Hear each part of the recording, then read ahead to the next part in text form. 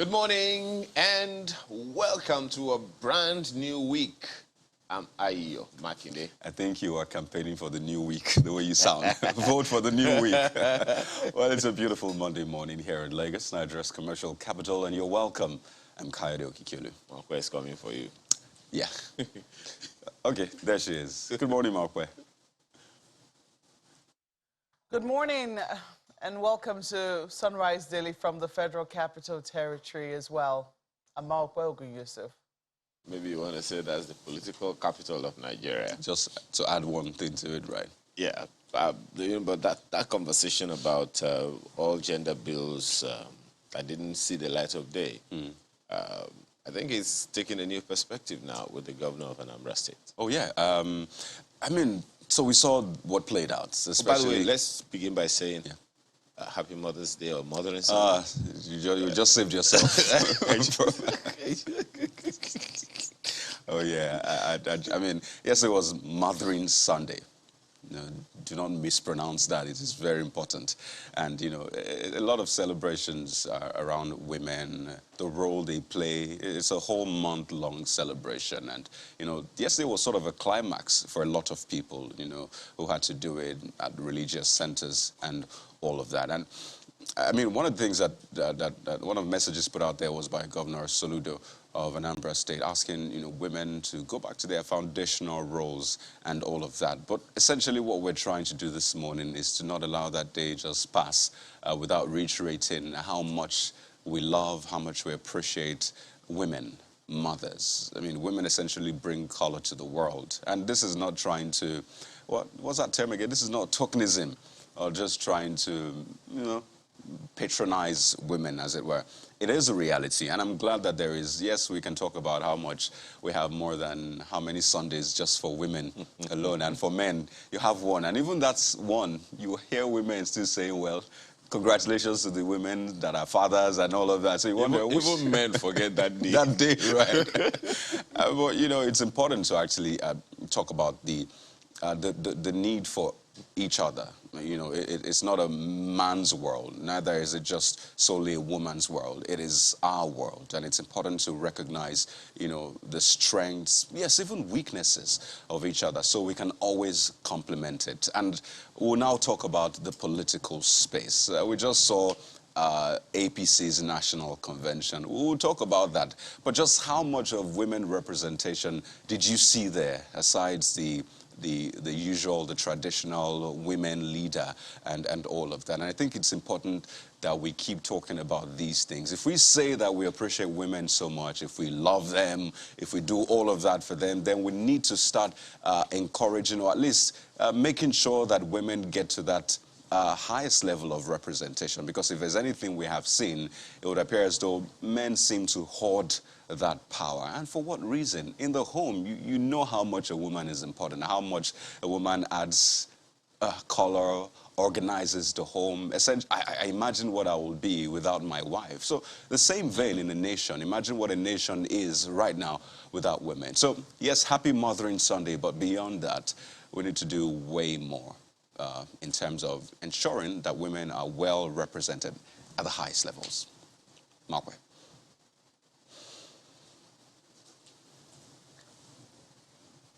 I'm just tempted to just say Happy Mothering Sunday and leave it at that, because there's very little to add to what you have said, Kayode.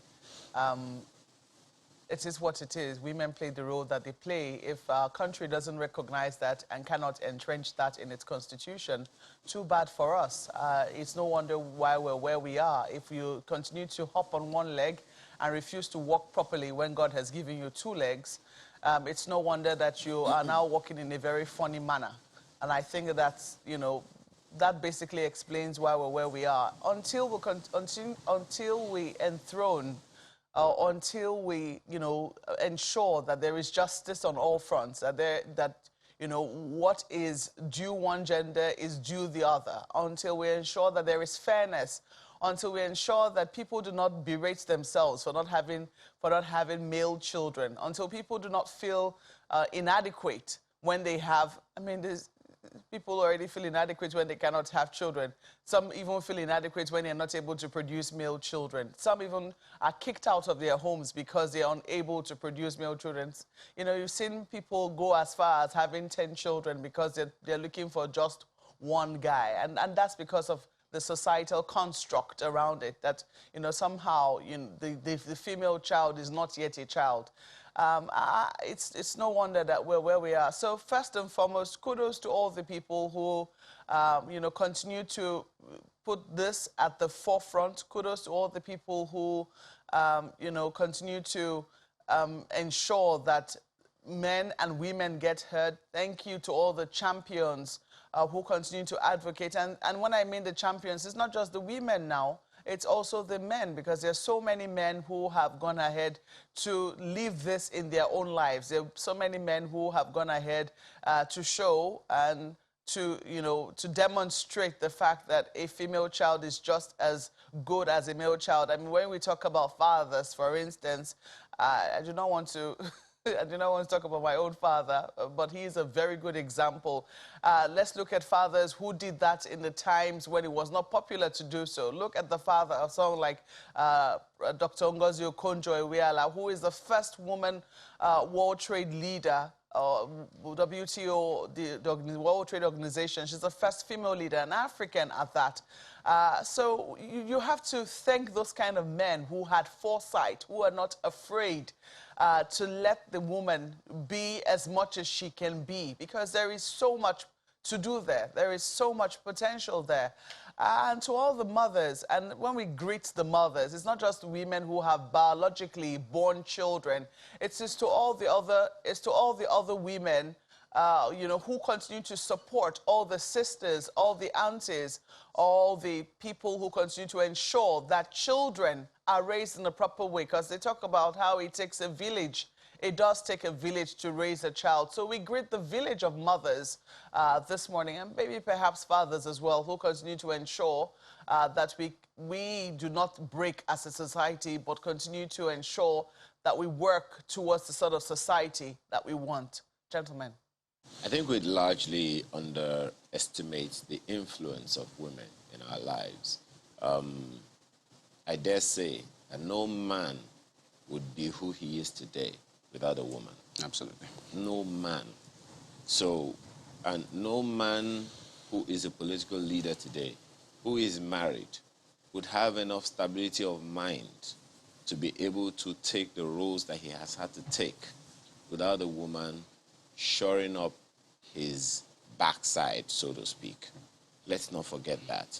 Now, there's something the governor of Anambra State said while he lamented a situation where the youth are influenced by negative tendencies and a get-rich-quick syndrome, which has ruined a lot of them.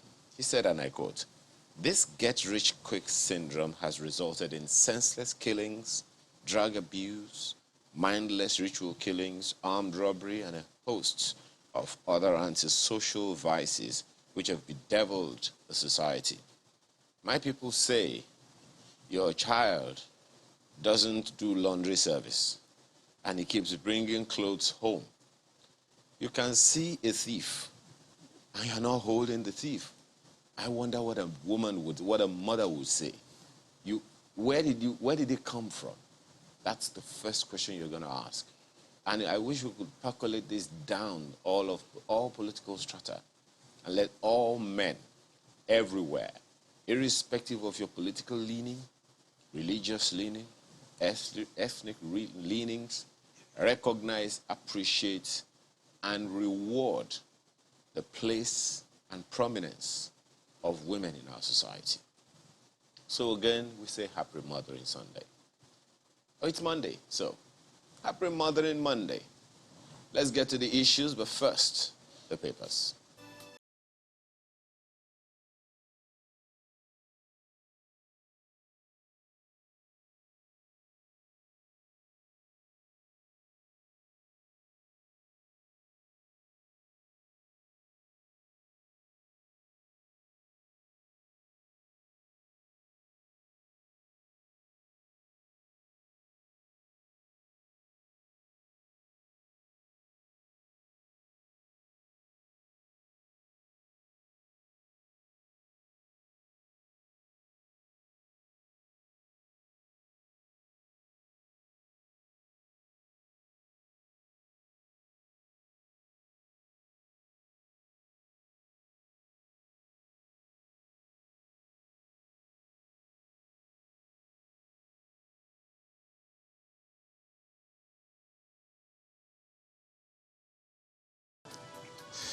I see there's a lot of ripples already with that Happy Mothering Monday. I mean, I messaged my mom yesterday, so I have to do that again today. Happy Mothering Monday. But you know what, that aside, let's turn our attention to the dailies this morning. And we're starting off with Vanguard newspaper. And this is what you have as a lead. Convention aftermath, focus shifts to Buhari's successor. That's what you find on the front page. And of course, you understand why this is the case, right? You know how politics goes. You cross the bridge when you get there. So now that this bridge, this convention bridge has been crossed, the next one is the presidential election bridge, as it were. Host of riders, you see Buhari may back dark horse in succession contest. Who's that dark horse? A big question. Tinubu, Osinbajo, Bello, and Meji's supporters upbeat on their chances. PDP now sulking, wearing long faces after failing to destabilize our convention. Adamu, oh yeah, so the mudslinging starts. Labels APC, party of chaos. Emergence of Adamu sends jitters down spines of opposition. That's according to Lawan. I see how Amechi's candidate floored Abe's man, Prince Whale. It's a lot. Full list you find on the inside pages of the Vanguard this morning. And there's this graphics you can see. Corporate borrowings via commercial papers crash 76% to 375 billion naira. So that's a breakdown for you. That's for the business angle this morning. Of course, still on 2023 presidency, why we can't afford to throw contest open.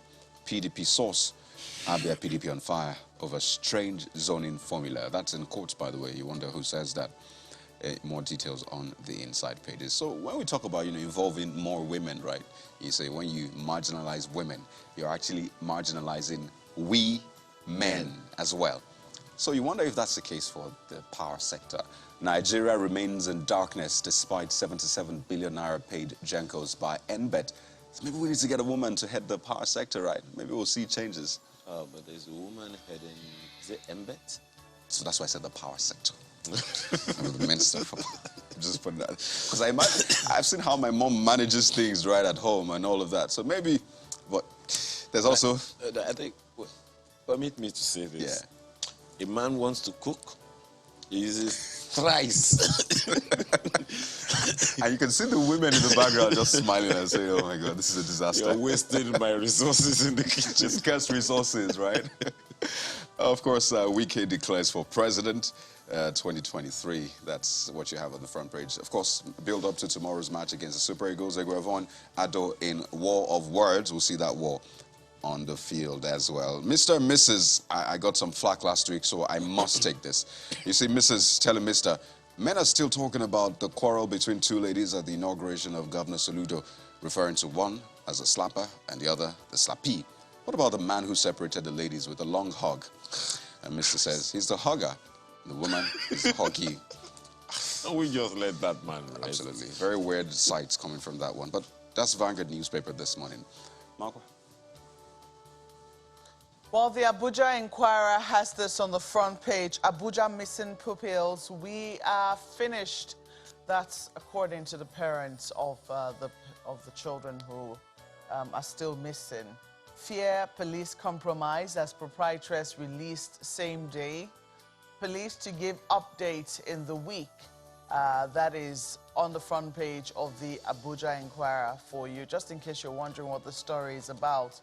It's about 3 siblings who attended school here in Abuja. Their parents apparently had gone to pick them up, and somehow they were not in the school. They said that they had already been picked up, and till now, their families are still looking for them.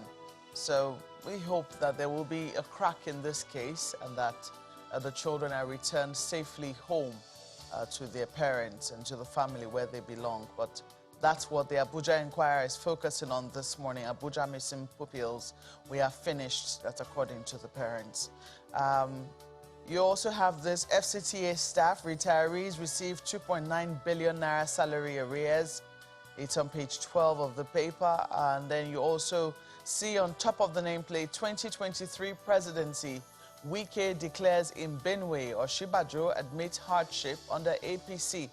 Page 3 will give you all the details as well. You see that picture there. Don't know what message is trying to convey, but If a picture were worth 1,000 words, I certainly could write 1,000 words on that one. You have a number of other stories at the bottom of the paper, but I'd leave you to do that yourself as a wrap up the Abuja Inquirer. Gentlemen. Well, it would seem like the Abuja Inquirer and the Daily Trust newspaper compared notes. Well, maybe not finished is the word, but groaning is the word on the front page of the Daily Trust newspaper this morning. Workers groan as states cut salaries amid inflation. That's what you have right there. Rationed wages put civil servants on edge. Teachers, LG workers, worst hit. Governments blame dwindling FAC allocation. All of that packed on the front page of the paper this morning. And I will run for 2023 presidency, ascribed to Wike. That is right there on the front page, right under the nameplate. Nigeria accounts for 12% of stillbirths globally. That is not good news. Why is that?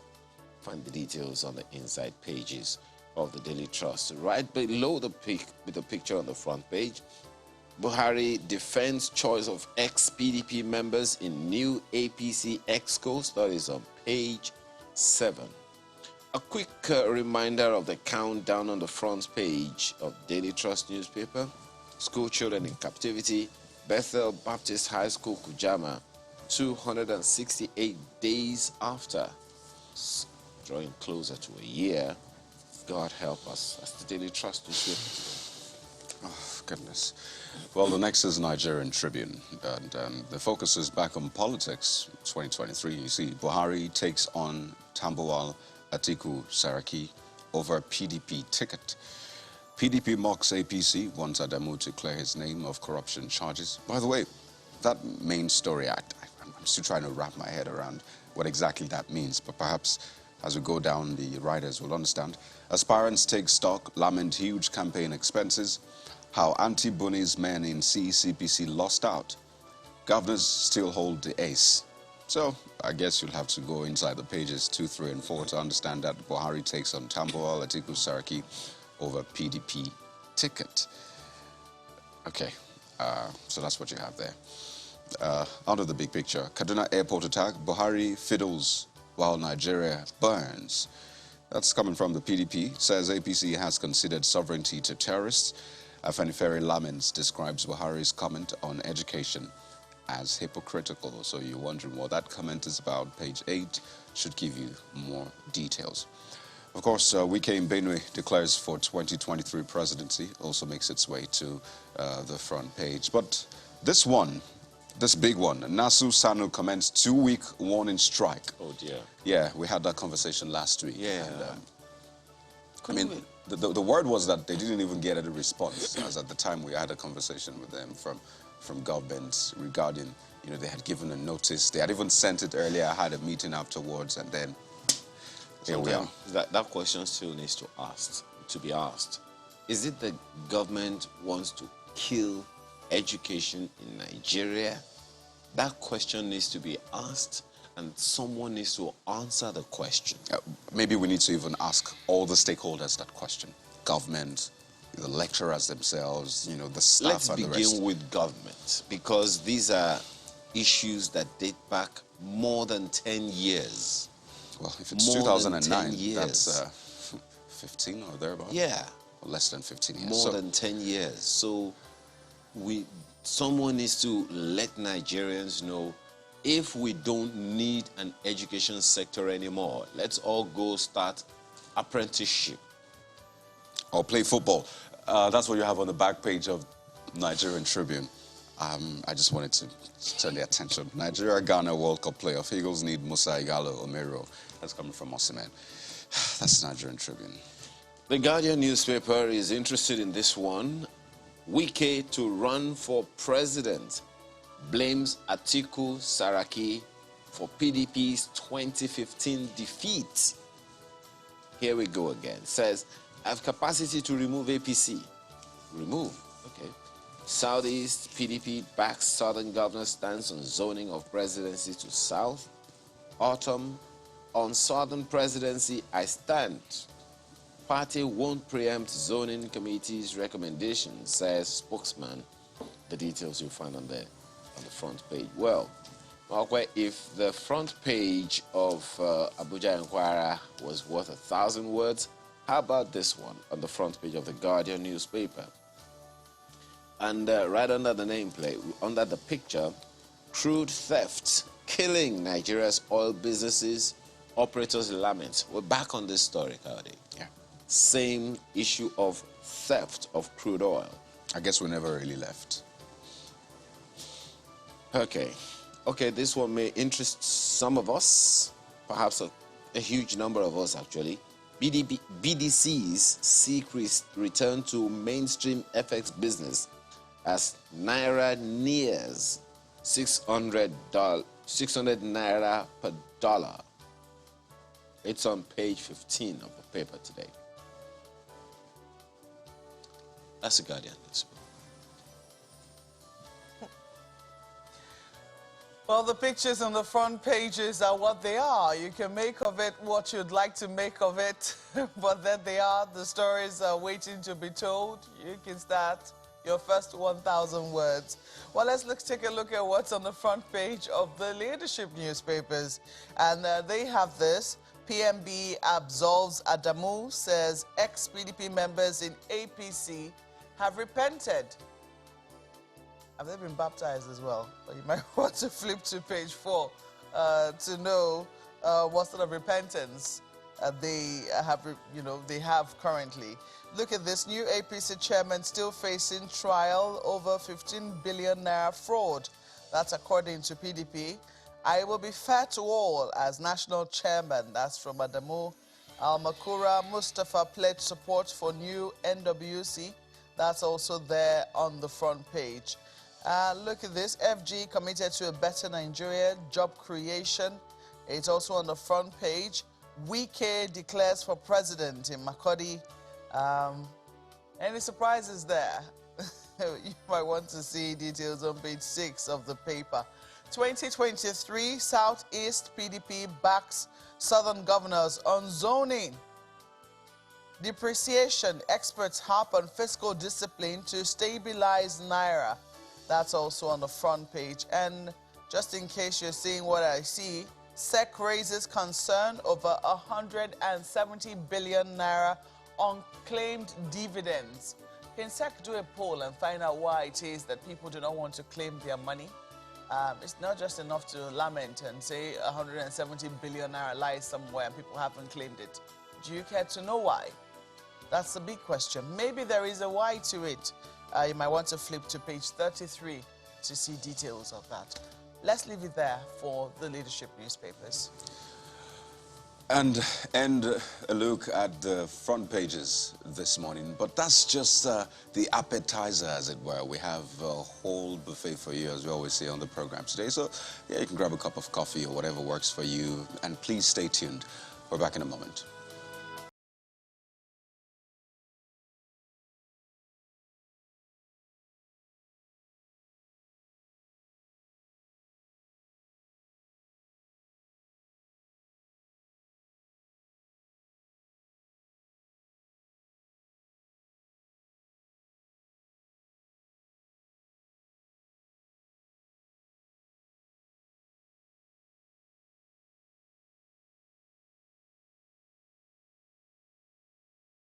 Arrival of President Muhammadu Buhari. President Muhammadu Buhari arrives the Eagle Square, venue of the All Progressives Congress National Convention, 5 hours after the originally scheduled time.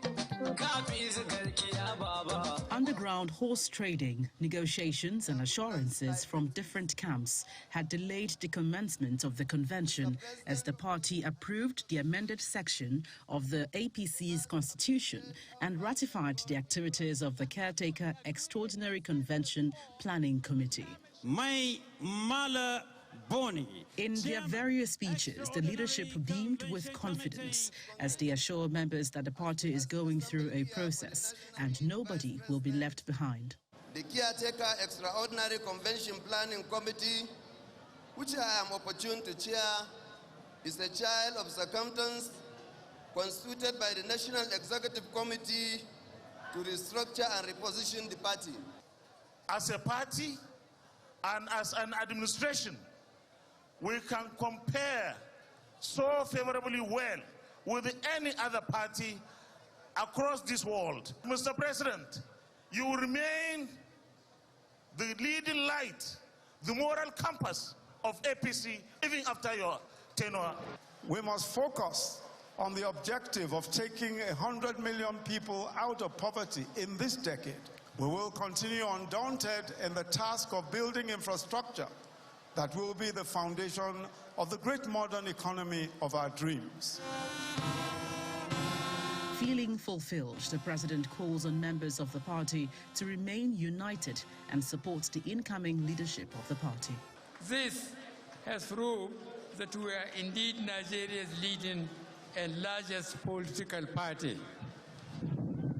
It also exhibits our numerical strength and potential to win elections at all given times fairly and squarely.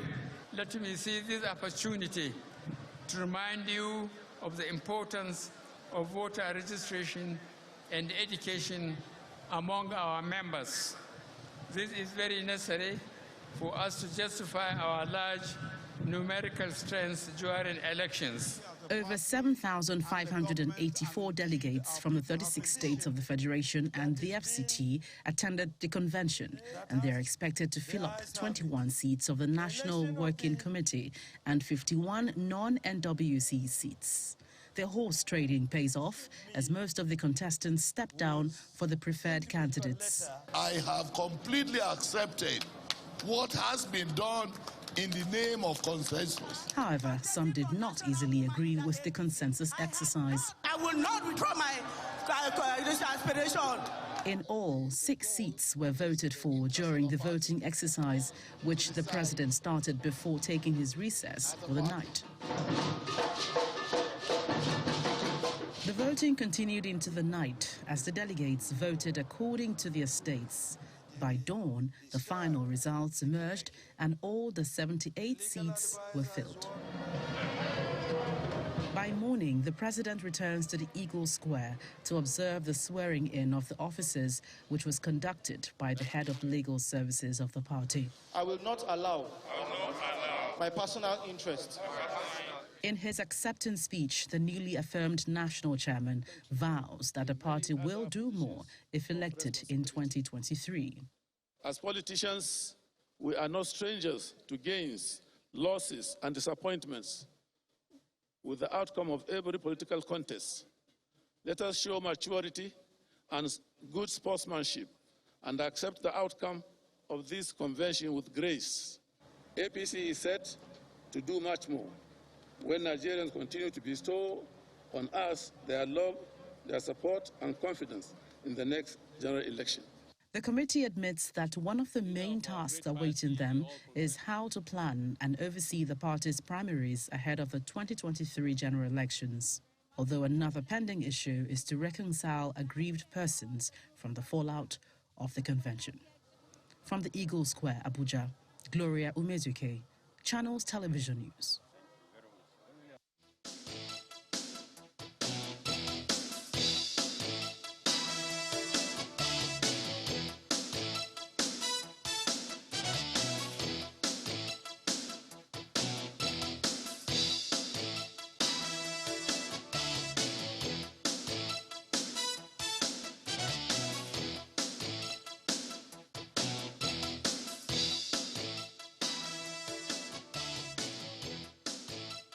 His Excellency Yahaya Bello, Governor of Kogi State, joins us this morning on the outcome of the APC National Convention. Good morning, Your Excellency, and thanks for joining us this morning. Let me begin with your constituency, especially concerning this convention, and that is women and people living with disabilities. I mean, it's no coincidence that you're our guest this morning because it was Mothering Sunday yesterday. In terms of that, maybe we should begin from there. I mean, what's your assessment of, first of all, the role that women play in politics generally? Thank you. Good morning, My brothers, good morning. Nigerians, good morning to viewers across the world. Let me start by acknowledgement of my mother, Yahaya Bello, of blessed memory, who tutored me and mentored me and brought me to where I am today. May your soul continue to rest in peace. And I congratulate every mothers across the country and across the world, and all of our sisters and daughters. Of course, our wives not excluded. From my constituency, which is not just women and people living with disabilities, including youth and younger generation, our role is very important in democracy, in our party, and in ensuring good governance across board. And by the special grace of God, like from my state, we're doing our best to ensure that everyone is included. And of course, you can see our party from this convention and moving forward, you are seeing the inclusion of women, people living with disabilities, and of course, younger generation in party politics and in governance. Thank you. Okay. Well, perhaps also good to even assess the role that women have played in this just concluded convention of the APC, contentious as all the issues that predated it, is. What's your assessment of their role and perhaps especially the outcome of it all and the impact that your committee played to bring it to the outcome that we have today? Okay, thank you very much. The role of women, like I said, can never be overemphasized. In this particular convention and, of course, within the party, they played a significant role in ensuring that the organization, the conduct, and the result we are having today are superlative. Mr. President laid the foundation, the women followed, the younger generations followed, people living with disabilities followed. And of course, in my own committee, which is the security subcommittee of the convention, we did not underestimate the numbers, the hype, the enthusiasm, and various concerns of members and even Nigerians towards this particular convention. So we were proactive enough to ensure that all tensions are calmed, take effective control of the security situation long before the convention, during the convention, and after the convention. Everything played out, and we had a fantastic event. And thank God, the outcome is what you have just played, and Nigerians have watched. To the admiration and to the glory of God, to the admiration of Nigerians and people around the world, and to the glory of God Almighty, we have a solid, firm, and a winning team in our party today. Before this convention, we hosted a program on politics today where so many people, a good number of people still believe that there was a lot of rift, a lot of displeasure, where it was expressed when my colleague Seun Okinbaloye hosted a number of people on his program. Do you think this convention, the outcome so far, has put paid to all the agitations and all the displeasures that were expressed before then? If the agitations were not laid to rest, or the concerns were not laid to rest, or even addressed, you would have seen a rancorous convention. There are several concerns, agitations, expectations, and that should be expected from a large party like ours. Of course, today we have over 41 million members with their PVC as members of our great party, and this is a party to beat. So such concerns will always be expected. But you can see the way and manner we conducted ourselves in the convention. Very, very joyously And elaborately, we conducted the convention, and everybody, those who needed to step down in the interest of the party, in respect for our leader, President Muhammadu Buhari, all of that took place, and by the special grace of God, we have a very successful convention. So, to a large extent, all of those concerns have been addressed, and that is why we had such a successful national convention. And I can assure you that our party is stronger than ever before. Like I said, that we're going to come out from this convention stronger than a diamond. And that is how we are today as a party. You said APC has more than 41 million members. Is there a register to confirm that? Surely. The party's record is there, state by state. In fact, ward by ward, local government by local government, zones by zones, and at national level. I mean, state by state. So, the register is there as I speak with you now, and I want to believe the records are even swelling by the day. And I think a good way to test that will be in the coming elections. I mean, the least your party's presidential candidates should get, I mean, judging from that particular register you have, should be 41 million. I mean, it's only fair to have that. But let's get into the outcome of this convention. I mean, it's been a long time coming, since from last year. In fact, from the 6 months, the original tenure of the CECPC, it was meant to be a convention planning committee. It was pushed, and finally it has happened. But with the outcome, Senator Abdullahi Adamu, whom a lot of people, rightly so, have said is very experienced, with his emergence as the national chairman of your party, incidentally, he's from the North Central. So how does that make you feel as a governor of a North Central state, first? First of all, I chaired the committee that mobilized over 41 million members, women, youths, people living with disabilities from within the country and outside the country into this party. I want to assure you that with the right candidate, I can assure you we will not score less than 41 million in the next general election at presidential level, and then win every other election that is going to come up.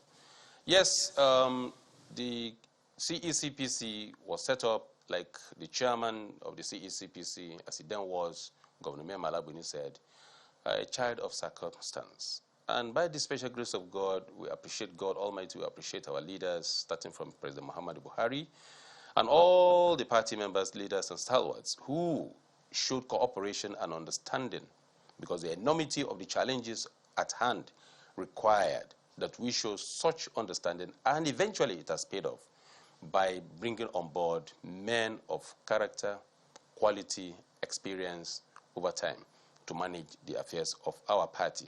So, the challenges and the time it took, worth it, especially having this kind of solid convention and a solid party. Now, the chairman from North Central, His Excellency Senator Abdullahi Adamu is a father.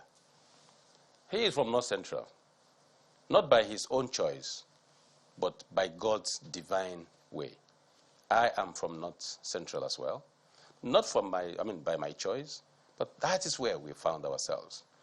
The choice of Senator Abdullahi Adamu is necessitated by circumstance as well. The situation the party found itself required a man with requisite experience, knowledge, and I'm sure you know that Senator Abdullahi Adamu is not a man of today. He has been around, and he's still around. He has the experience of managing humans and their egos and understandings. So his choice is necessary. It is not by geopolitical zone that should settle the matter. The choice of Senator Abdullahi Adamu could have come from any part of this country, but his choice is to ensure that the party is cohesive, strong, and solid. Now, did not in any way or will not in any way impede on my running for the presidency of this country. I am eminently qualified as a Nigerian, as a party member, and by the special grace of God, on a level playing field, which I know our parties stand for. I will run, and I am confident that my party will give me the chance to fly the flag of our great party come 2023 to ensure that these 41 million members of our party, and even more, those from other political parties, will ensure that we become victorious come 2023 by the special grace of God. So you're saying that your party, the APC, is ready, willing, and able to field a chairman from the North Central and a presidential candidate, not just from the North, but from a North Central zone of the country? What we require, what Nigerians require, what the party needs, first is a competent, committed, smart thinking and smart acting candidate who will turn the fortunes of this country around, irrespective of where he comes from. We have seen turn-by-turn presidency in this country, and we have seen the result in the past.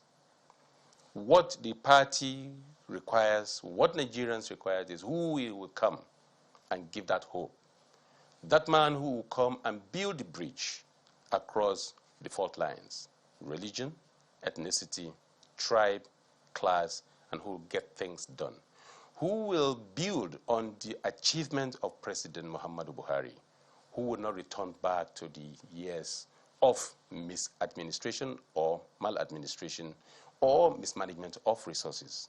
What the party requires now is smart, vibrant, younger generation to take over the mantle of leadership in this country. And I believe I represent that particular generation. Well, that's understood, Your Excellency, but let's take a look at this clearly. In the build-up to the National Convention, your party came out to say, well, we have zoned the chairmanship and all of the positions to this certain region. In fact, the arrangement was to have a swap.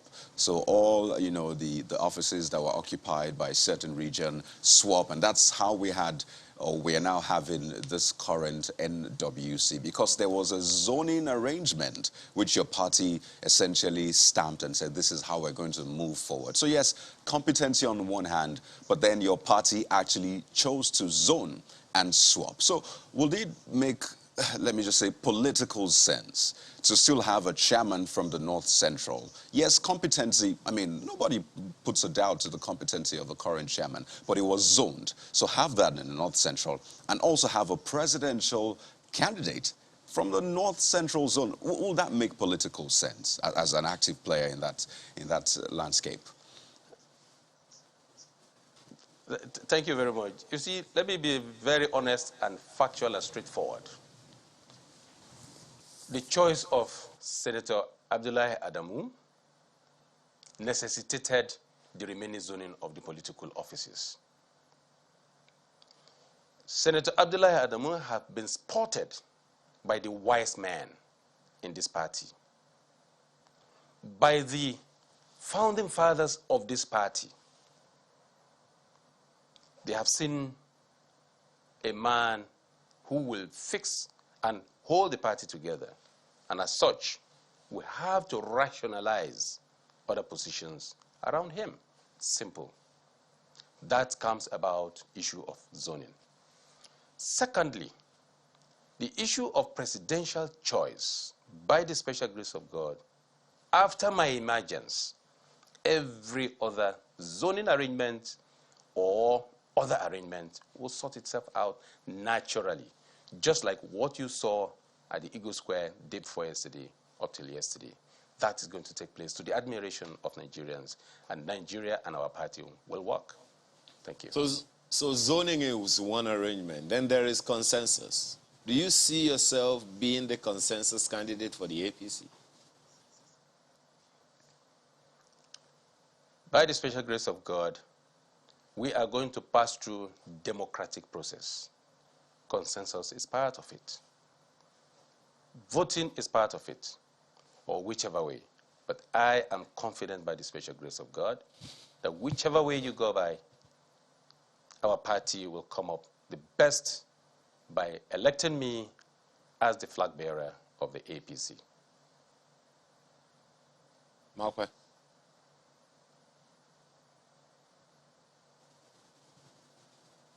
Well, Your Excellency, you've done quite a bit in terms of defending, you know, the outcomes of the convention which we witnessed here in the Federal Capital Territory. But there are big questions waiting to be answered. You look at the front pages of the dailies, and a lot of them are talking about how the PDP has taken over the leadership of the party. For some, they question the age of the leader of the party. The president has talked about how he regrets not being a young man or being younger than he was when he took over, took over the presidency of the country. And I imagine that that speaks to the enormity of the challenges and how he wished he had youth on his side. Interestingly, though, the APC has settled for a 76-year-old to take them through the 2023 elections.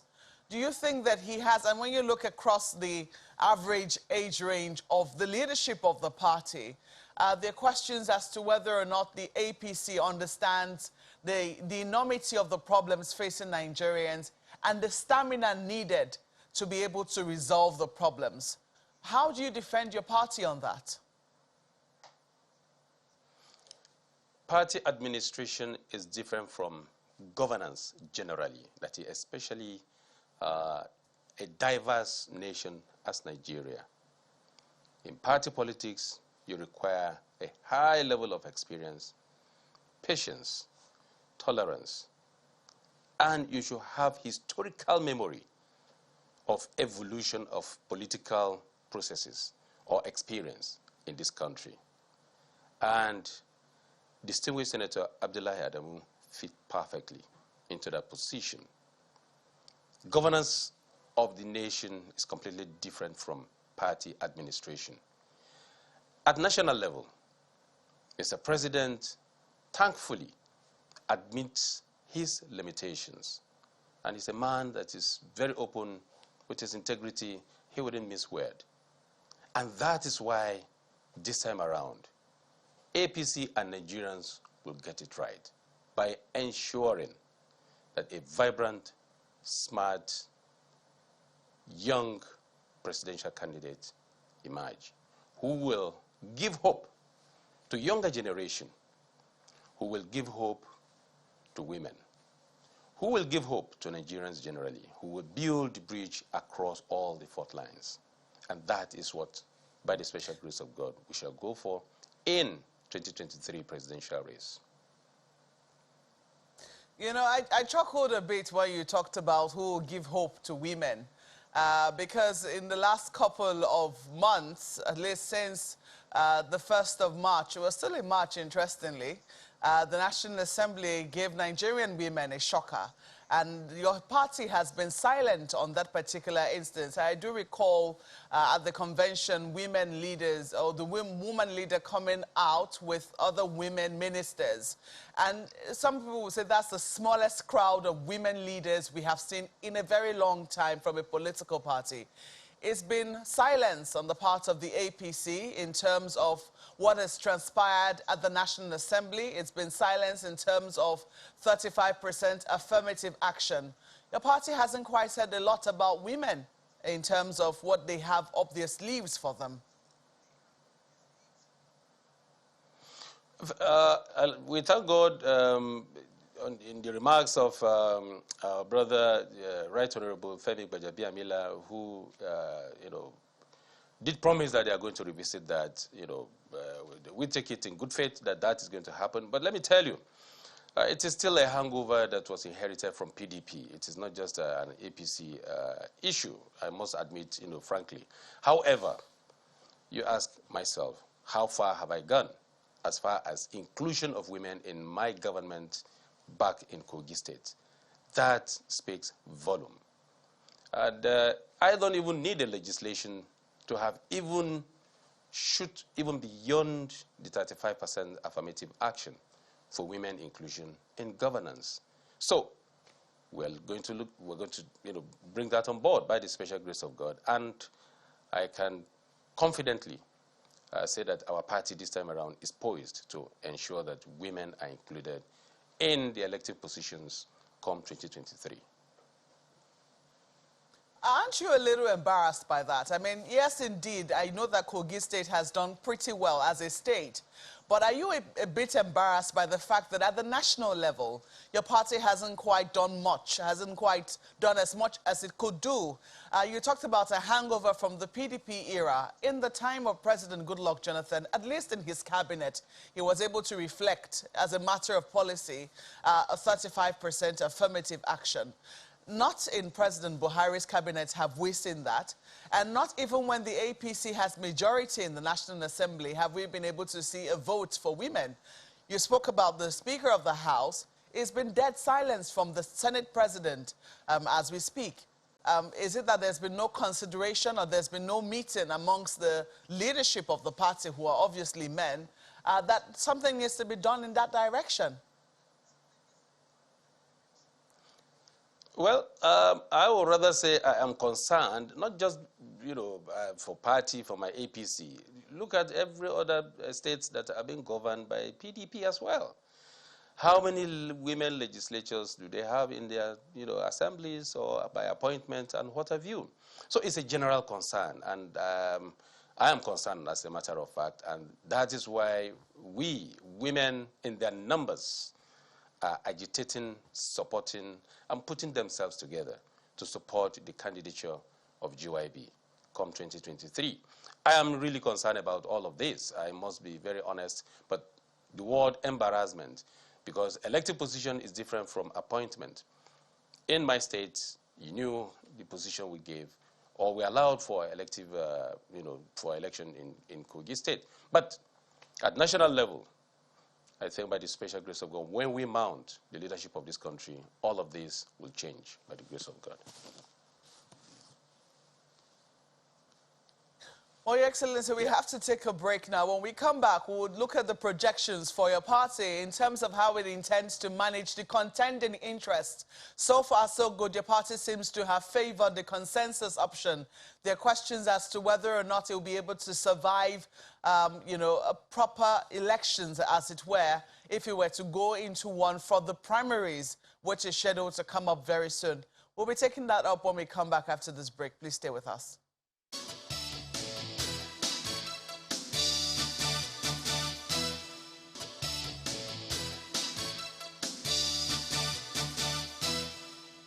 Well, we're still taking on the aftermath of the convention of the All Progressives Congress, which happened over the weekend and has produced a new leadership for the party. Our guest this morning is His Excellency Governor Yahaya Bello of Kogi State. Just before we went on break, I was talking about how your party seems to have favored the consensus option. It was a matter of controversy in the new Electoral Act, how the president had to persuade members of the National Assembly to include the options of indirect primaries and also consensus as an option. And it looks like your party favors that particular option more. But looking at the various interests, the various contending interests within your party as we speak, we know that no less than at least 5 to 6 people have declared their interest in the presidency of this country, yourself inclusive. How do you think your party is going to weather the storm? Because some people see a storm coming, in terms of managing these different interests in such a way that all of them are able to accept the outcome of whatever process your party will choose to adopt. Thank you. The option of consensus in our party and or in the Electoral Act is born out of the fact that we always ensure that whenever there are these kind of contentious issues within a party, I mean, you can see in the convention, nobody was forced. Nobody was forced to step down for another. It was a general agreement, but those who agreed to step down, and they stepped down. And those who did not agree went through the normal process of election, of balloting, and those that were emerged through that emerged. That is when in democracy you allowed for options. You allow for various ways of selecting your leadership, and that is exactly what Mr. President, tried to, put in the Electoral Act, and then the National Assembly allowed it. We appreciate him for that. For the presidential contest and various other elective contests into national offices or states, it's a different ballgame. I can assure you that we shall pass through a democratic process that is going to be generally accepted by all members of the party and Nigerians. And when we get to the bridge, by the special grace of God, I can assure you we are going to cross it very efficiently and effectively. And every member of the party will be satisfied at the end of the day. I can assure you that. May I ask you, Your Excellency, you are also a contender. What mode will you favor? What mode will you prefer? As a contender, I am not afraid of any election. I am not afraid of any mode whatsoever. My party, as it is being constituted today, is a party of conscience. It's a party that deserves or that won the best. It's a party who wants to win election. It's a party who wants to continue to build on the successes of Mr. President. It's a party that wants smart governance, a right-thinking person, a man who is going to build bridges across the country, who will surmount all the challenges we are facing today. And a process that is going to emplace such a person, will be acceptable by myself and every other members of our party and the contestants. So, whether consensus, whether by any other arrangement, I know surely, I have that strong belief, trust, and confidence that our party will choose the best process that is going to emplace a winning ticket by the grace of God. Right. So amidst all of this, internal politics, build up to the 2023 elections, who will emerge, the party's flag bearer, there's still the big question of governance. And a lot of Nigerians have had, 6-7 years to evaluate your party across levels, presidential and states. And I would like to focus on your state in particular now, since you have the ambition to run for president. And one of the issues I'd like to focus on is on wages. Okay, so the president signed that minimum wage law in April 2019. And he took the NLC in its New Year message to name Kogi State as one of the states still lacking in the implementation of a new minimum wage. Well, not new anymore, since it was signed in 2019. And in fact, there were threats of going on strike and all of that. And then in February, there was an announcement that, your government had approved the implementation. I recall the Secretary to the State and the Deputy Governor speaking about that. The question will be, why did it take 2019, 2020, 2021 before the full implementation of the 30,000 naira minimum wage in Kogi State? Between the time the NLC or the workers began to agitate and all the processes it took before Mr. President signed the minimum wage into law, consider that. And between the time it was signed into law and the various states, or the time it took us before the January statement of the NLC and February, when we started implementation, juxtapose it. It wouldn't just take agitation or the statement from NLC for we in Kogi State to start implementation. It is a work in progress. In Kogi State, we follow due process in everything we do. We consult. We ensure that everybody is carried along. We compare our income, both generated and the envelopes we receive, and the general well-being of all of the citizens of Kogi State into consideration before we now start implementation. So We in Kogi State don't wait, or my administration don't wait for agitation before we act. It has been proved in several of our policies and programs that we've implemented in Kogi State. So let's put that to rest. Issue of minimum wage in Kogi State has been in place. Despite the dwindling resources, we are trying to cope with that. The question, Your Excellency, is this. Why did it take almost 3 years to implement that? Don't forget, through this period, 3 years, 2019, 2020, 2021, prices of food items, cost of living was rising steadily. So why did it take your state 3 years, almost 3 years, to implement that minimum wage? That's the question, essentially. I assumed office when the economy was in recession. Just pulling out of recession, the unfortunate COVID-19 struck. Remember, from the bottom up, we are ranking about 30, if not lesser in terms of resources that we met on ground and that we are generating. So within this period, struggling to ensure that what equally affects the life and the well-being of Nigeria, Kogi citizens, are taken care of. And like I said, it's a work in progress. And the workers are carried along, the leadership of the NLC are carried along all the time. And as such, by the time we conclude the process, we have to now start implementation. So, looking at all the challenges and all the hurdles that we have to contend with in the state, it took us that long to be able to arrive at a workable, solution for our workers.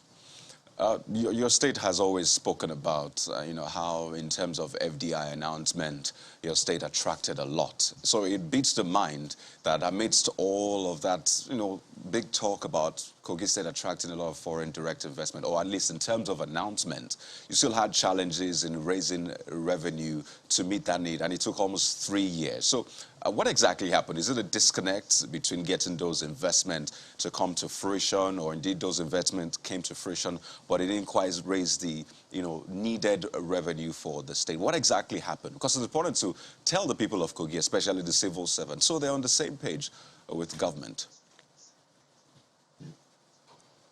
You don't plant a maize today and expect to harvest it tomorrow. You don't plant yam today and expect to immediately start harvesting. It took a gestation period.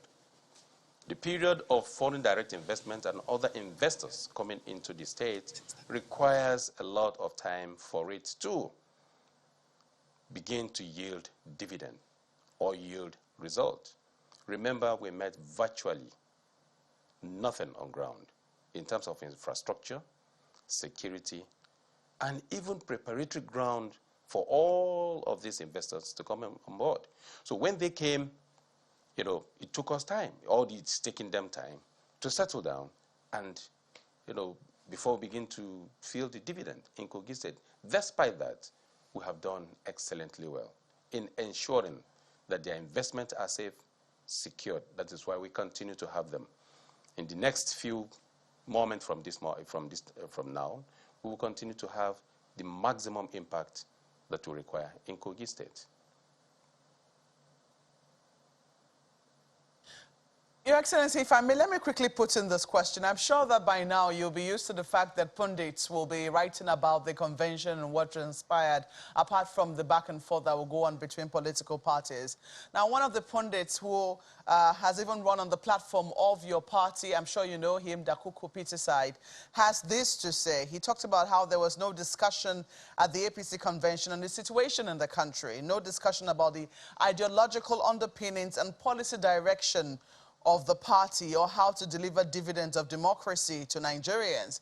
He goes on to say that the fundamental tenets of democracy, freedom to choose candidates, individual conscience and conviction, dictating the choice of candidates and competition among candidates to demonstrate capacity and abilities for which they will get votes in the quest for positions in the party administration, were all sacrificed for the stability of the party, marked by political horse trading, high wire intrigues, reign of the oligarchs, and permutations. He says the situation was no different from what happened under the PDP. I don't know how you respond to this, but this is basically the reading of even somebody who is within your political party. How do you then say that you're different from the main opposition, the PDP, which was the change which you promised when you came in 2015? That is one opinion out of over 41 million members of our party. Just one. Even though I respect my brother, the Kuku Peter Side, Peter Side also. I respect his opinion very well, and every opinion matters in APC. But let me tell you, the difference was well witnessed in this particular convention. And you know what? In 2014, PDP went into a convention of this nature. They left the convention divided, scattered. Now, despite all the permutations and agitations, concerns, and putting all the words, all the English together by Peter Side, we went into this convention and we came out stronger. So that is a great difference between APC and PDP. It means we have our own way of resolving internal squabbles or agitations. Nobody was forced to withdraw for another. It is out of personal conviction. The question is about the policy. I mean, how this is going to... Your Excellency, if you can hear me, the question is about how this affects the direction of your party, considering all that is currently going on around the country. Today, as you know, we have an energy crisis. I mean, the price of petroleum products are shooting through the roof. We're still not refining our own product, and we have an electricity crisis on our hands. Many parts of the country are still in darkness. Businesses are groaning. Inflation is at an all-time high. Forex is almost not available. These are the challenges that a lot of Nigerians are currently facing, and one would have thought that what would have been saying also would have been that platform which lets people agitate so that people can see for themselves, perhaps who the best hands will be to, be able to handle these challenges. Thank you, Mokwe. You see, like I said earlier, party administration is different from governance. Generally, leadership of this country. We needed to have a party that is solid, a party that have conscience, a party that can whip everybody online. And today we have that solid base. And I did say earlier, going into the contest for primaries and the general election, Mr. President himself have always said he contested 3 times and ended up at the Supreme Court. The 4th time, by the special grace of God, God, made him the president, and then 5th time, God made him the president as well of the Federal Republic of Nigeria. Mr. President is very much aware of this. The party is very much aware of this. People like us are very concerned, and that is why people like us are coming up to help to fix some of these, challenges that were faced in the country today. We're not happy. We always say that Mr. President have the best of intentions and the best of policies to ensure that over 100 million Nigerians are pulled out of the woods. But sincerely speaking, the truth be told, there are those who are sabotaging the efforts of Mr. President. We must say it. And I know that the process that is going to throw up various candidates, I can assure you is going to be very transparent. Mr. President will not interfere. Mr. President will want the party members to elect those who will be able to win election, who will be able to help in fixing this country. There shall be no imposition, I can assure you that, in the forthcoming general election. So what is important now is let Nigerians begin to tick the boxes. Let the party members begin to tick the boxes if really we want to get out of whatever situation we found ourselves today. Mr. President have done his best, and he will continue to do his best. He wishes us well, and he wants Nigeria to be at its best position ever. And that is why he is ensuring that we have a solid party. Without a solid party, If I had gone into the convention and came out scattered, you know, I mean, divided, just like what happened to PDP in 2014, then we won't be talking of who is going to, fly the flag of the party and then win election for us and fix the country. But thank God we have crossed that particular stage. The next stage of who comes on board is just ahead of us now. And it is equally you, the media, and the general public that should begin to shape the politics. You should begin to speak out. You should be able to bring out what you want in a leader or in the leadership of this country so that it will shape the decision of our party and who emerge as the flag bearers or the winners of the next general election. We deserve a better country. Thank you. Well, part of the reason we are actually having this conversation with you, Your Excellency, and aping the question that my colleague Marwe just asked you about policies that will help cushion the effects of whatever economic hardship people are facing, is the question of the minimum wage bill signed into law, which my colleague Kade asked earlier. In Kogi State, for instance, I mean, you have spoken to why the delay and all of that. And just about not too long ago, health workers in your state are saying that they've been collecting 30 to 35% of their salaries for the past 2 years. Question then is, have you started implementing the full minimum wage signed into law by the president? Let me take you from the issue of policies that you're talking of. There has been policies upon policies and programs from inception of this particular country up to this moment. But the executioners, the implementers, that is number one. If you now take it down to the issue of health workers in Kogi State, I want to assure you that whatever you see from the media is different from what is happening practically on ground. And I have always referred the general public to go to our website, visit our online compendium and the Kogi website to see what is actually happening. And let the media be more proactive. Carry out investigative journalism, not any screenshot or doctored payslip that anybody will just obtain and post in the website and begin to distract some few uninformed or the uninformed ones of the general public. So let's put that aside. But I want to assure you that our policies of health policies in Kogi State is about the best. And that was why when the world was falling in for issue of the recent pandemic, we fought it head on, and today we've been vindicated. Today in Kogi State, we're putting up the best of structures and health facilities across the state to ensure that we cater for the people. We are recruiting health professionals in their numbers to ensure that we bridge the gap between the health needs of our people.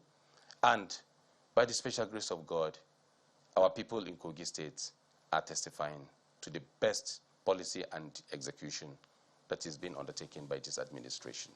Well, Your Excellency, the second leg of that question is, have you fully started implementing the minimum wage of 30,000 naira in Kogi State? We have started implementation of full minimum wage of 30,000 naira based on the availability of resources in Kogi State. Is that to say not everyone in Kogi State is getting 30,000 naira minimum wage? We practice fairness, equity, and fair distribution of resources amongst all the sectors of the economy in Kogi State.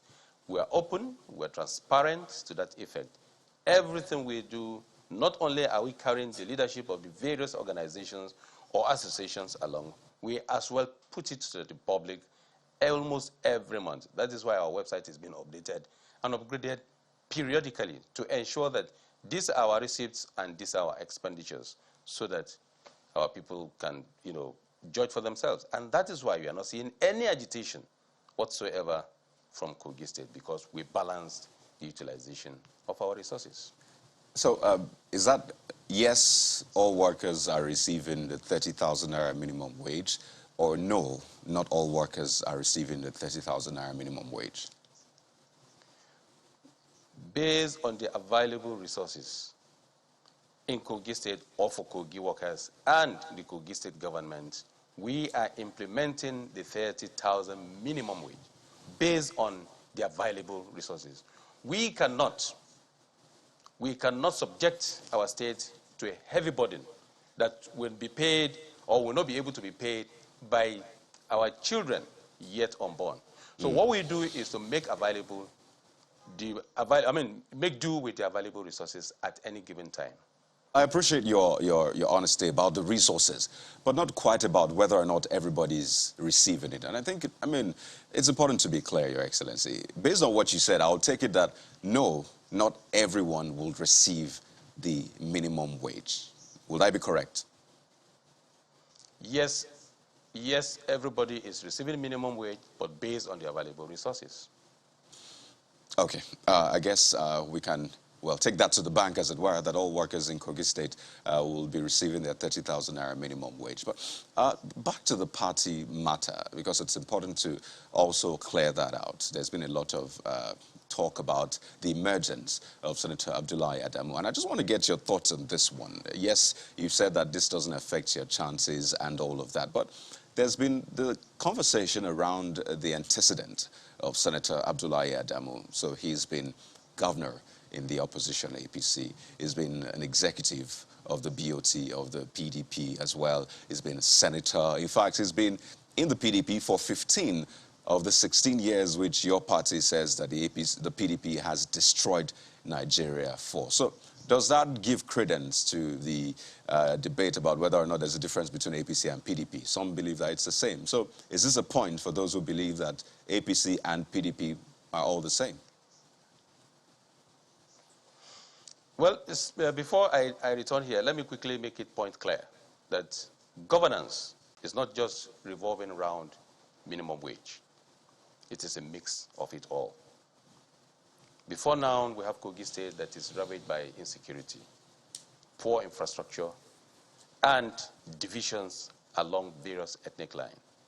And this required a lot of resources, dexterity, and good judgment of the situation and application of the resources to ensure that there's fairness, equity, and balance in the system. So go to Kogi State today. Kogi is far better than the way we met it. And by the grace of God, Kogi will continue to prosper. Now, returning to the party politics, there is a large difference between PDP and APC. PDP crossing over to APC, you meet a different policy, a different environment, and you're bound to follow what is on ground. Anybody that comes into APC today will have to drop the ideology of PDP. That is why we went into the convention and we came out stronger. If they come with the ideology of PDP, probably would have, left the APC convention ground divided or scattered. His Excellency Senator Abdullahi Adamu, like I said, is an experienced person. It's not just PDP that he has participated. He has been around. He has been a politician from First Republic or Second Republic, as the case may be, up to this moment. The experience gathered over time is what we require from him to help put our party together solidly before going into the general election. And that is going to work for us.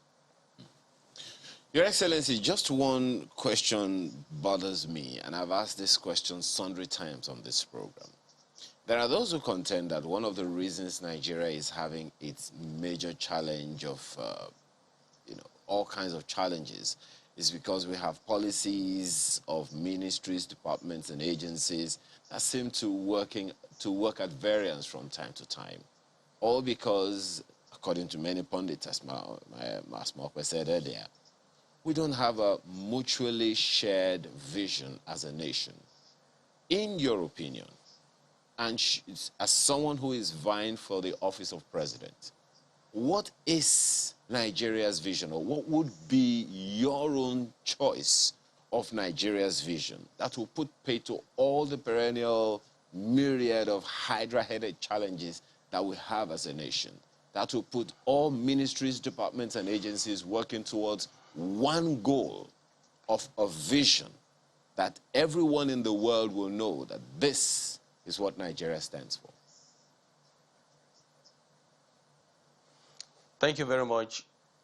Those who man the various ministries, agencies, and parastatals are Nigerians. That which I am looking forward to is that government or an administration or a Nigeria that take ownership of Nigeria project. That social contract between the people and government, between Nigerians and Nigeria, to see Nigeria as our own it, and bring everything on board to ensure it works. A situation where anybody or everybody or segments of this country would look at Nigeria as a giant or an elephant where you just go and milk, will be put to stop. We are looking forward to a Nigeria where everybody will own it and do everything possible to ensure it works, irrespective of your religion or where you come from. When we have a Nigeria that all of us are proud of, or all of us are ready to sacrifice for, then we're going to have policies, programs, ministries, and agencies working seamlessly for one goal, greater Nigeria. That we are going to pursue in our administration when we come on board. And that, I can assure you, is happening in Kogi State right now. Well, I guess the conversation has only just begun, Your Excellency. Thank you for your time this morning. Your Excellency Yahaya Bello, Governor of Kogi State, thank you so much for your time this morning. Thank you for this opportunity, and looking forward to seeing you or having good times with you all the time. Thank you. Okay. Well, there is more. One of the issues we've had to contend with, and we asked His Excellency, the Governor of Kogi State, is about security. We're back now to take that on. Stay with us.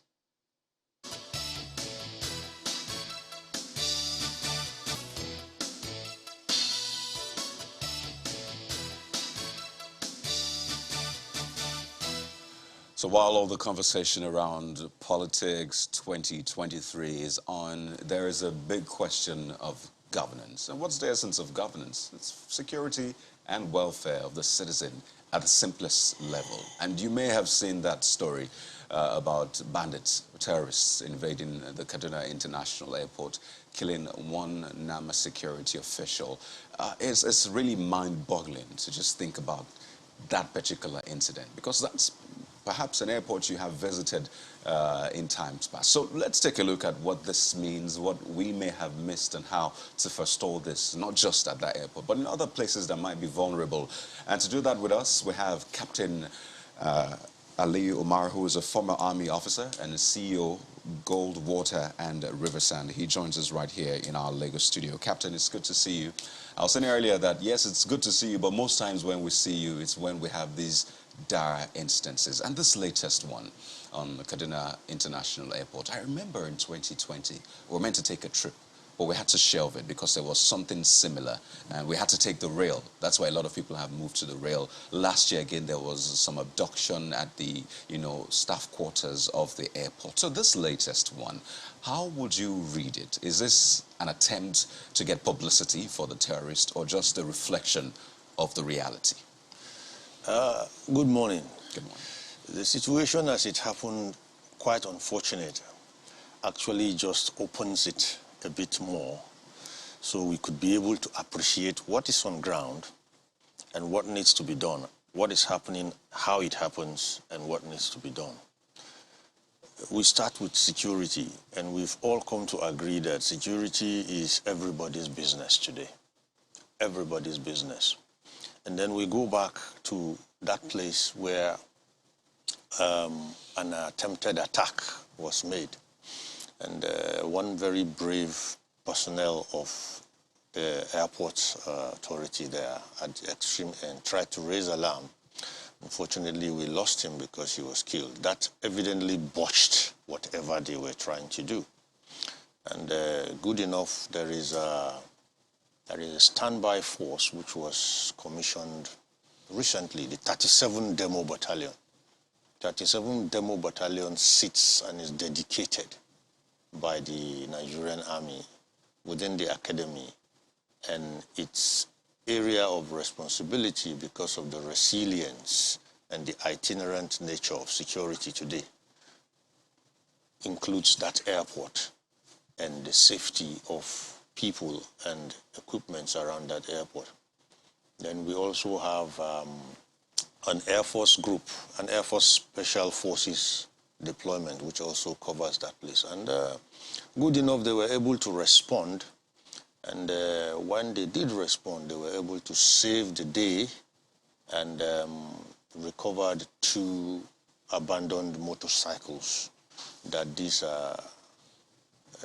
bandits had used in their attempt to get through to that airport to do God knows what.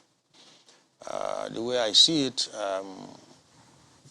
there are pockets of areas of concern around that airport area, which is namely the Afaka Forest area. And other than that Afaka Forest area, there are up and out to Birningwari axis, you have a lot of places where these people are likely to sit in and come out from.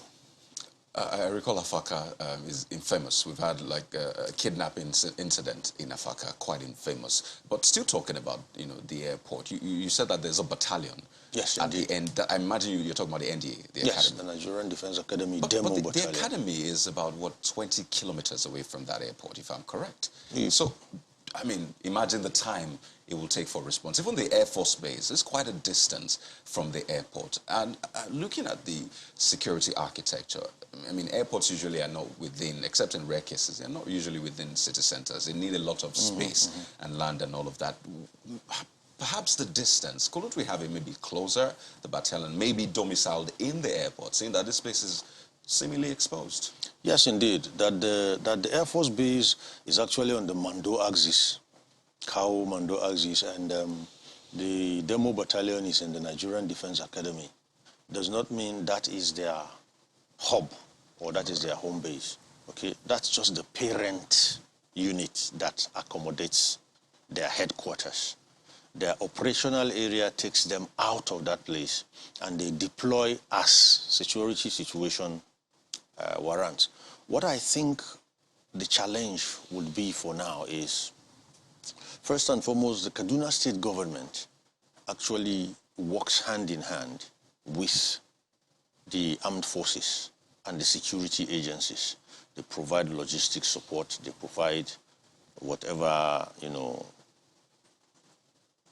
support they can do to garner up and help drive the successes of this deployment.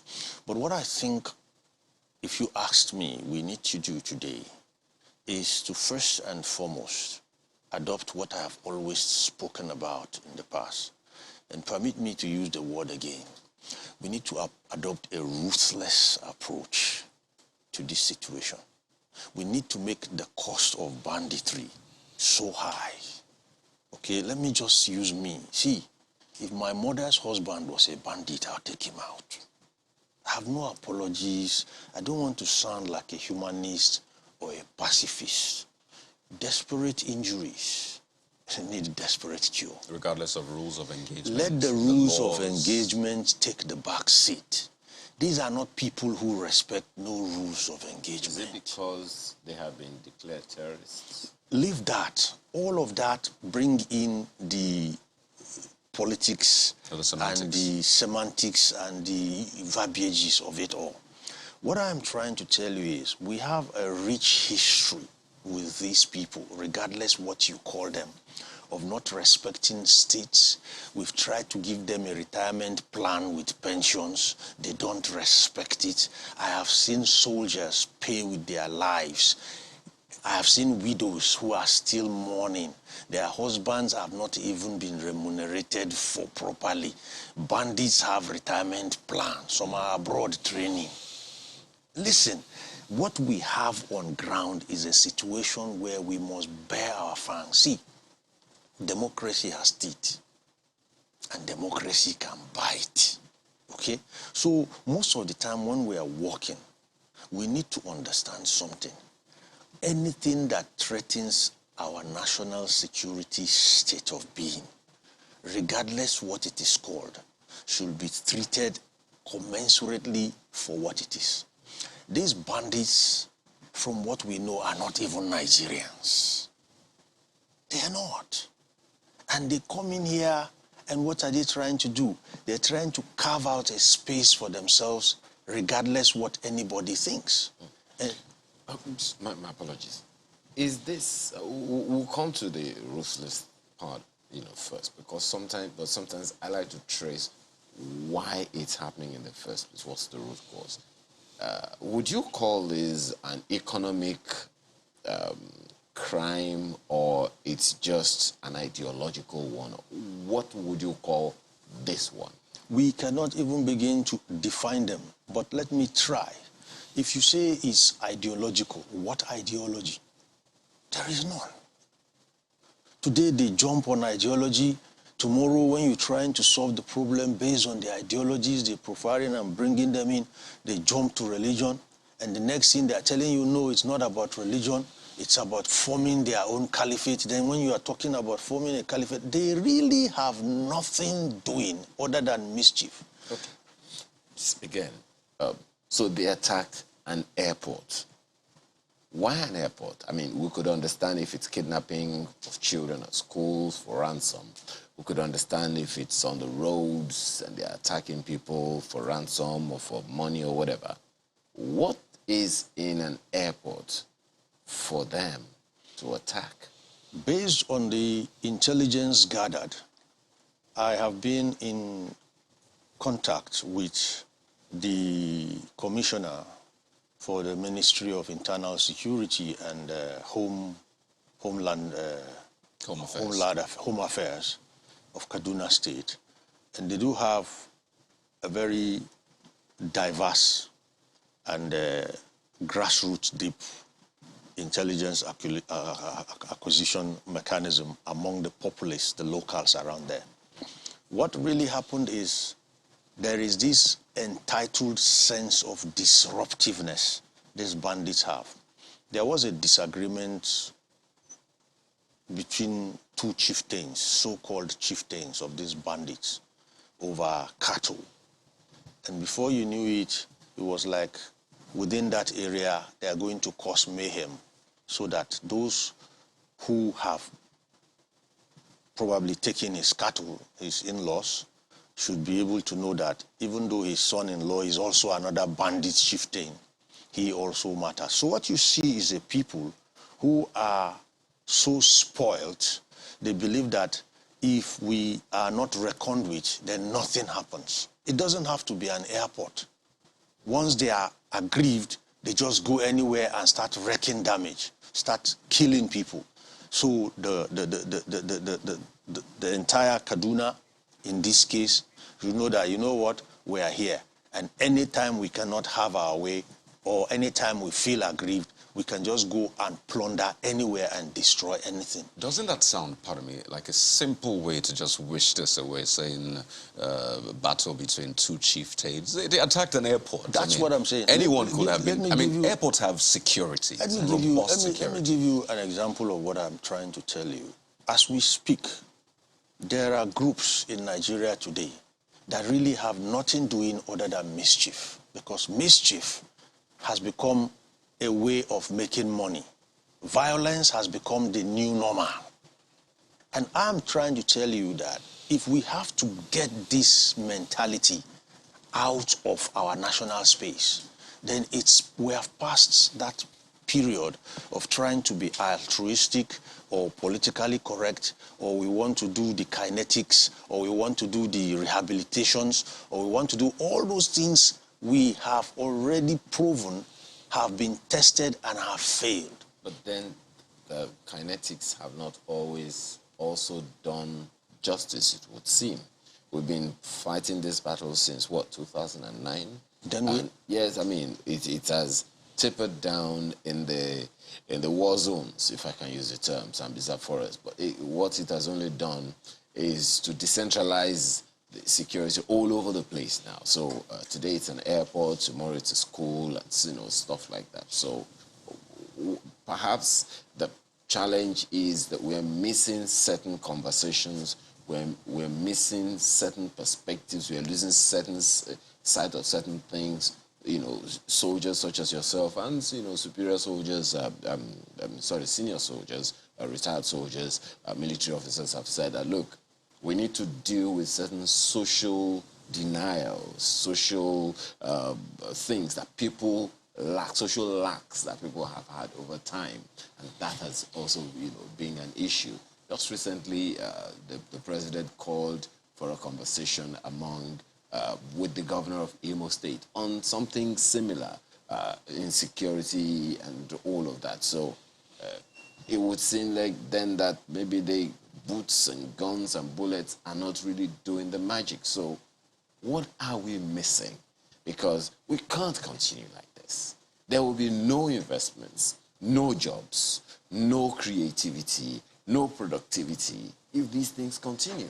Investors are not going to feel safe. Really, you have a point. We have already lost investors over time. People are running away. And that brings us back to what I'm trying to tell you. Until we actually pin it, we will keep going around in circles. So what's the pin? That's what I'm saying, that you have to make one God-fearing example. You see, when you deal with this kind of people, you speak with a little voice, carry a big stick. You see, let me tell you something. I'm not interested in sounding nice or politically correct now, because the symmetries are growing. That's about the only gain, size-wise, we're seeing with victims. Okay? If we have to stop this inferno, if I could call it, then the first thing we have to do is to show these people that, you know what, we can break necks, horns, and draw blood. We can, look, if we let our army on these people for 90 days, cock our ears and close our eyes, we're going to set them running out of our space. Let the world speak about all the human rights violations. It's okay. But we have to breathe. We have to live. These people have us by the jugular, and somebody is telling me of kinetics, and somebody is telling me, they don't know no kinetics. We're not dealing with, permit me to say, these people are not even human. They're animals. Apologies to animals. Because even animals don't behave like this. These are people that we need to get off the face of this planet, wherever they can be found. So in reality, I mean, in the real sense of it, so how then do you tell a soldier whom you have previously told to abandon rules of engagement and just go ahead, do whatever you want to do? How do you now tell them to now come back to that rule of engagement for another, perhaps a different mission? And the question here is, I mean, how far is too far? How do you draw a line? Because that's what separates us from non-state actors. State actors, essentially, or the state, as it were. You have rules, you have a law, you have a constitution and all of that. So how do you draw the line? Because sometimes, I mean, you know about these things. You just throw caution to the wind, and they become rogue. Now you're talking about a soldier who's been told to abandon those rules of engagement. No soldier ever abandons his rules of engagement. It's okay for you to see it from that perspective as a civilian, but I am telling you that a soldier is so resilient that he can actually adapt and readapt and readapt. It all depends on what he has to do. Let me give you an example. 20, 30 years back, demo battalions were not meant to be fighting battalions. Demo means demonstration. They were meant to aid training.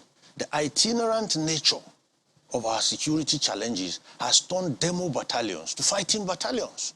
And that's why one is sitting down in NDA right now and covers that area. So what I'm talking about here is simple. A soldier's rule of engagement is about what? Keeping people alive. Keeping people alive means he has to put his own life at risk. In fact, death is life to a soldier. The art of dying for causes is life to a soldier. So if you want to look at it from the humanists, from the pacifists, and all those angles, you have a point. But don't forget that the soldier you are using is also human. Anytime you drop one soldier dead, you've lost one life. But and at what cost are we doing that? I know that the governor of Kaduna State has said this anyway. He said, go into the bushes and bombard them. Forget about all of these things, but it looks like there's some certain pushback, and you'll understand why. And I think that's a challenge you have as well. So perhaps you've sat in the same meetings with the governor, or you share that same perspective, understandably. But recall the Global Terrorism Index that was recently released. Indeed. Nigeria performed better compared to what we had seen in previous times. But something quite remarkable or instructive about that report is that we've seen more attacks. Yes, we've seen fewer deaths, according to that report, but we've seen more attacks. So it would seem as though, yes, there are bombardments. I mean, they've called for simultaneous bombardments across all the northwestern states and even some other bordering states. Yes, we've seen that, but they are carrying out more attacks. So it would seem as though we're fighting this war on the one hand, seem to be winning it, but in terms of attacks, and who knows how brazen they will get, that those attacks will now start leading to more death. So how are we having more attacks when it seems we're winning the war at the same time? We have more attacks, yes. We have less deaths, yes. Those are the stats. I've seen the last global terrorism, GTI, Global Terrorist Index. And indeed, the number of deaths reduced even though the attacks increased. That is true. What you should be looking at is this. Whatever the Global Terrorist Index says is looking at it at what you could say are generic at a national level. I am isolating this place. I am looking at the people who are operating in that place. You will agree with me that they don't multiply like, I mean, their numbers are not infinite. Their numbers are not infinite. And if you understand what I say, their numbers are not infinite, you see that is why they move in pockets. They move in pockets and try to create fear. So this one wasn't 300, as I said, or no, hundreds? No, there were about 100 bikes, so said, 100 bikes. They came out from, my guess should be from that Afaka axis. Mm-hmm. And before you knew it, their attempt to run into the runway there and do whatever was botched. But Captain, 100 bikes. Let's imagine 2 people at least, or 3 on each bike. Not in ungoverned spaces. Hold on. Have you been to that place? Oh, dear. Have you seen the landmass we're talking about? So how, I mean, it sounds simplistic, but don't we have aerial surveillance? And I think it's important to clear this all up. of this. To notice these movements. All of this is key. There is an aerial surveillance facility with Simon Arua. He has a control room where they bring in information, okay? But when you sit and look at these things on paper, they tend to look quite little. On the ground, operationally, 100 bikes will be so insignificant spread out across this place. There is no law that said the bikes form a line and move. You could just see 2, 5, 6 bikes, and the next thing is they zero in and gather, and the attack is on. What I'm trying to tell you is this. There is something they create in their pockets, which we must turn around and use against them. Okay. And it's fear. The moment it hits the news that these people are operating, it gets, of course, news has to spread. Today with social media, news spreads in seconds. It creates that fear index that is so high. These little insignificant mites begin to look like some larger than life force. And what I am trying to tell you is that we can use that same fear index against them by putting the fear of our nation space in every single bandit whose mother is a woman like mine. Captain, just one last one here. There are those. They are human beings. They are not animals. They are not. They are not ghosts. Twitter asking the question. Yes. Terrorists attack an international airport. I don't know if it's an international airport. No arrest. No CCTV footage. It's so sad that crimes are perpetrated and culprits walk away freely. Now, it sounds to me like you're saying we've been on the defensive. Let's get on the offensive. That's it. How do we do that? Especially when we do not seem to have adequate information, or what you call intelligence information, to know when and how this thing is going to happen. How do we do that? There are 2 things.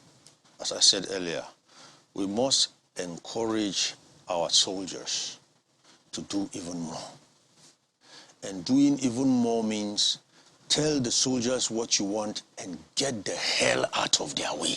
Sorry, I have to use these terms.